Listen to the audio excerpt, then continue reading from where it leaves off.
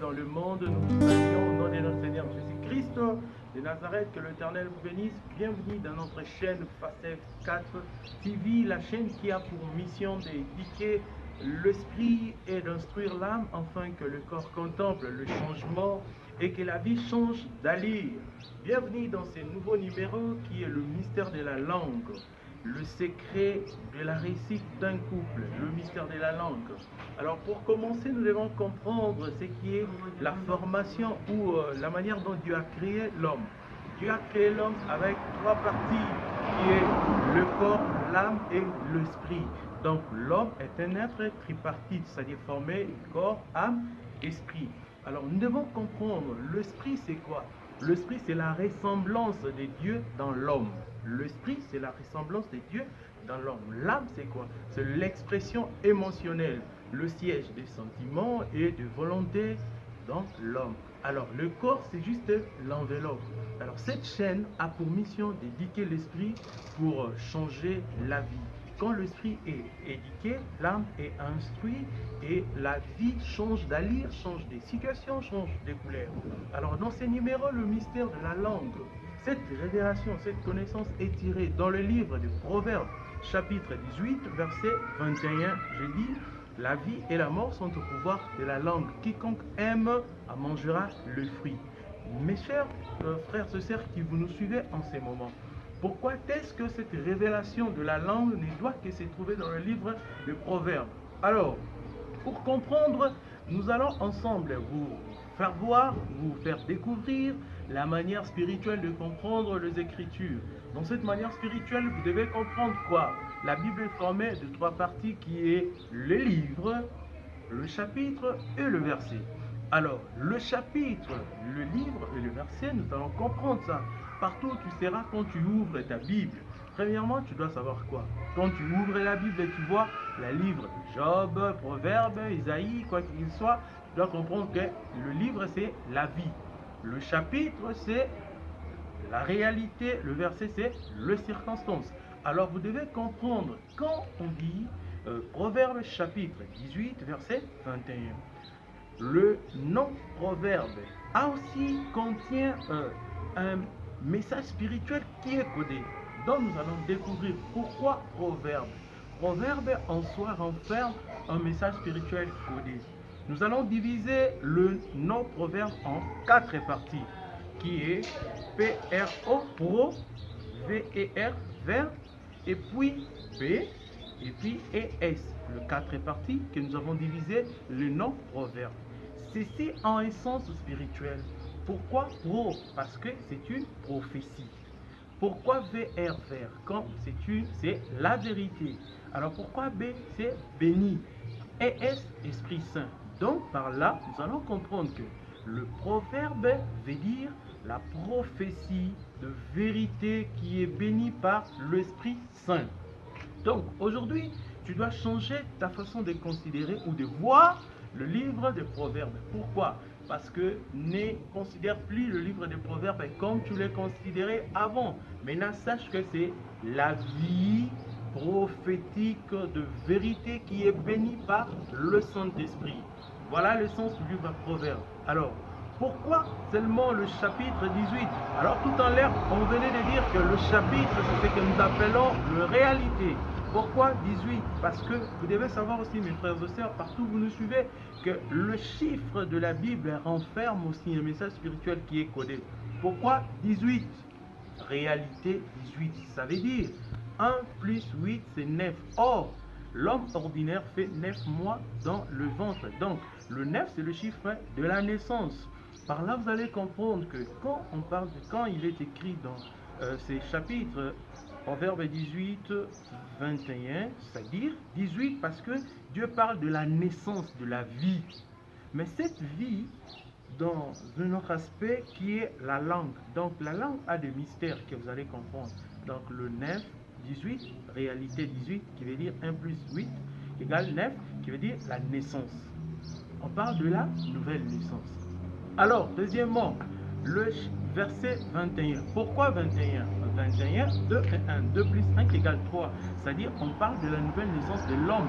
Parce que tout à l'heure, on venait de dire que l'homme a trois parties qui est le corps, l'âme et l'esprit. Donc, c'est verset que le sujet, ces versets où nous avons trouvé notre sujet, Proverbe chapitre 18, verset 21, c'est-à-dire la vie prophétique de vérité qui est bénie par l'Éternel. Proverbe qui parle de la réalité de la nouvelle naissance dans les circonstances humaines. Voilà ses sens. Alors, par là, nous allons entrer dans notre cœur du sujet. Le secret de la réussite d'un couple dépend de la langue. Comment? Vous devez comprendre, mes frères et sœurs, suivez, abonnez-vous dans ces chaînes parce que vous allez continuer à suivre la série de nos émissions qui concernent l'éducation d'un foyer. Dans cette série qui est appelée l'éducation d'un foyer, nous avons au moins 5 émissions que nous allons présenter aujourd'hui. C'est la première partie qui parle de l'éducation morale. Vous devez comprendre, tenez bon, informez-vous et puis comprenez, c'est quoi? Pour qu'un couple puisse avoir de l'équilibre, nous avons 5 éducations qui font l'équilibre d'un couple. Ces 5 éducations, premièrement, c'est l'éducation morale, l'éducation sociale, l'éducation spirituelle, l'éducation sexuelle et l'éducation financière.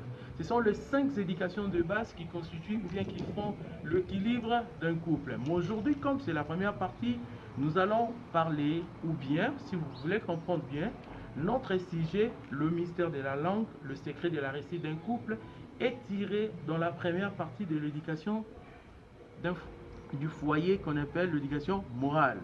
Donc aujourd'hui, nous allons développer l'éducation morale grâce au mystère de la langue. Alors, entrons dans le sujet. Dans l'éducation morale, nous avons 3 parties. Premier point, c'est l'usage de la langue, comment utiliser sa langue. Deuxième point, c'est comment réagir et agir. Troisième point, c'est avoir le PDR vis-à-vis de l'autre. Ces 3 points clés est la base de l'éducation morale d'un couple. Développons d'abord le premier point qui est l'usage de la langue. Entrons dans la profondeur spirituelle de la langue. Pour mieux comprendre la langue, nous allons faire un petit rétrospective de le 5 sens humains. N'oubliez pas que Dieu a créé l'homme avec 5 sens qui est, on dit des sens physiques, on ne dit pas des sens spirituels, qui est l'ouïe, les oreilles, la vue, les yeux, l'odorat, le nez, le toucher, la peau et la langue qui est le goût. Alors, la langue qui est le goût, c'est parmi les 5 sens de l'homme. Pour comprendre le mystère spirituel que Dieu a mis dans la langue, nous allons retourner où? Dans le jardin d'Éden. N'oubliez pas que notre sujet, c'est le mystère de la langue, le secret de la réussite d'un couple. Alors, dans le jardin d'Éden, quel est le pouvoir que Dieu avait mis dans la langue? Mes frères et sœurs, comprenez bien que la langue, le premier mystère que Dieu a mis dans la langue a la vision selon Dieu. C'est-à-dire quoi? Si je peux m'expliciter plus clairement, Dieu a sa vision de la langue et puis le diable aussi a sa vision de la langue. Selon Dieu, le pouvoir qu'il a mis dans la langue, la langue c'est l'instrument d'union. L'instrument d'union. Pourquoi? Parce que vous allez comprendre même, dans les jardins d'Éden, ce qui a fait que les animaux, les 4 êtres vivants puissent demeurer ensemble avec Adam et Ève, c'était parce que Dieu avait mis le pouvoir dans la langue d'Adam de donner aux animaux les noms. Quand il a appelé le lion, il a dit, toi, à partir d'aujourd'hui, tu seras appelé lion. Le lion s'est senti en confiance, il s'est approché de plus en plus de Adam. Alors, la langue a uni les animaux et l'homme. La langue a uni Ève et Adam. Comment? Quand Adam s'est réveillé dans son profond sommeil, il a dit quoi? Cette fois-ci, voici l'os de mes os, la chair de ma chair, ça fait du bien au cœur de Ève et ça fait que tu puisses demeurer ensemble. Même toi. Le mystère de la langue. le mystère de la langue, vous allez comprendre que dans le jardin d'Éden, Dieu avait placé dans la langue d'Adam le pouvoir d'unification. Le premier mystère de la langue que nous venons d'énumérer tout à l'heure, c'est le pouvoir d'unification, c'est-à-dire la capacité spirituelle d'unir les êtres vivants, la capacité spirituelle de réconcilier, le pouvoir d'unification, unir, le premier mystère de la langue. Tu dois comprendre que dans ton couple, tu dois avoir le sens d'utiliser ce pouvoir d'unification. Sache que beaucoup de problèmes que tu as dans ton couple, dans ta vie, c'est parce que tu ne sais pas comment utiliser le pouvoir de la langue. La langue qui est revêtue du sens d'humilité, la langue qui est revêtue de la douceur, a le pouvoir d'unir. Voilà pourquoi dans le livre de Proverbes 18, 21, il est écrit « La vie et la mort sont au pouvoir de la langue ». C'est-à-dire, nous devons comprendre que dans la langue, nous avons deux sémences parce que la parole est une sémence. Or, le sens, l'organe qui est responsable de la parole, c'est la langue. Donc, dans la langue, nous avons deux sémences. Première sémence, c'est la sémence de la vie. Deuxième sémence, la sémence de la mort. Mais ce sont des sémences spirituelles. Par là, tu dois comprendre quoi? Que quand tu sors, le parole qui sort de ta bouche provient de la colère. Sache que le parole qui sort de ta bouche revête la sémence de la mort. Mais quand le parole qui sort de ta bouche provient de la joie, ces paroles-là se transformer ou bien revêtent le sens de la sémence de la vie. Nous allons comprendre la vie et la mort sont au pouvoir de la langue, des sémences de la langue, la sémence de la mort et la sémence de la vie. Quel est donc les histoires ou bien quelle est les choses qui font que ta langue ou bien quelle est la source de la sémence de la mort dans ta bouche ou bien dans ta langue? Premièrement, la source c'est la colère. Quand tu es dans la colère, ta langue donne la sémence de la mort. Quand tu es dans la tristesse, ta langue donne la sémence de la mort. Quand tu es dans de préoccupations, dans de stress, ta langue donne la sémence de la mort. Alors, pour qu'un couple puisse vivre heureux, tu dois contrôler, tu dois faire des analyses, tu dois choisir quelle est la sémence qui sortira de ta bouche. Parce que grâce à tes paroles, tu peux enflammer, tu peux briser tu peux détruire ton foyer. Mais sache aussi, grâce à tes paroles, tu peux aussi faire à ce que ton foyer puisse vivre heureux. Vous savez, l'homme, tu es responsable de l'unification. Dieu a mis dans ta langue le pouvoir de unir les enfants, la maman, la famille de la maman, tout le monde. Ce pouvoir d'unification repose dans ta langue, le premier mystère de la langue. Mais sache qu'il y a aussi deuxième mystère de la langue. Vous savez, sur le plan spirituel, pourquoi le verset 21? Or, nous avons dit 21, 2 plus 1, c'est 3, qui veut dire corps, âme, esprit, le mystère de l'homme. Alors, c'est-à-dire, Dieu parle de la vie et la mort dans la réalité de l'homme. Mais pourquoi le chapitre 18? Vous devez comprendre la naissance 9, 8 plus 1 c'est 9 la naissance. Donc d'une manière spirituelle en Christ, c'est quelqu'un, le deuxième mystère de la langue c'est quoi? La langue c'est le témoignage de la nouvelle naissance en Christ. Comment? Si quelqu'un s'est repenti sincèrement, la première des choses qui atteste que réellement cette personne est repentie, c'est son langage. Deuxième mystère de la langue. Vous devez comprendre, dans l'éducation morale d'un couple, premier point, l'usage de la langue. Maintenant, sache comment utiliser ta langue. Est-ce que tu utilises ta langue pour faire sortir le sémence de la mort qui provient de la colère, le parole qui provient de la colère, de la jalousie, de la tristesse, du stress, ce sont des sémences de la mort. Deuxièmement, est-ce que as-tu déjà appris comment est-ce que ta bouche ou bien ta langue peut sortir le sémence de la vie? Quand tu as la joie dans ton cœur, quand tu as la connaissance de la parole, quand tu as la maîtrise de soi, ta langue va sortir de paroles qui sera le sémence de la vie. Alors à partir d'aujourd'hui, pour que ton couple puisse être heureux, commence à choisir, prends le temps d'analyser quel genre de sémence qui sort dans ta bouche. Deuxièmement, venons de parler tout à l'heure que le deuxième mystère de la langue, c'est le témoignage de la nouvelle naissance en Christ. Troisième mystère de la langue, nous devons comprendre que la langue, c'est le siège de l'adoration. La langue a été faite pour adorer, rendre gloire à Dieu. Et puis, nous devons comprendre dans l'éducation morale, nous avons fini l'usage de la langue.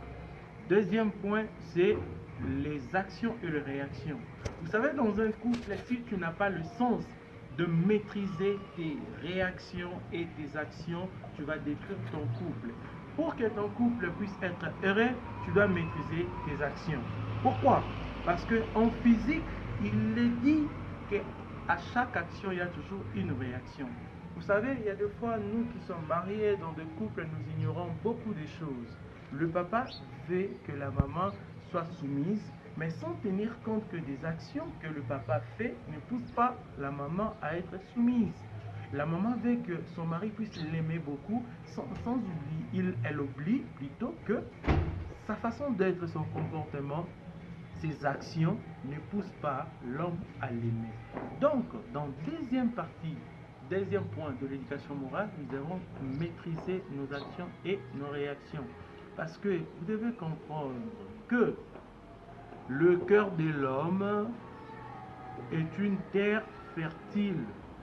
Chaque sémence qui sort de la bouche de l'autre est en graine qui vient se reposer dans la terre que nous appelons le cœur.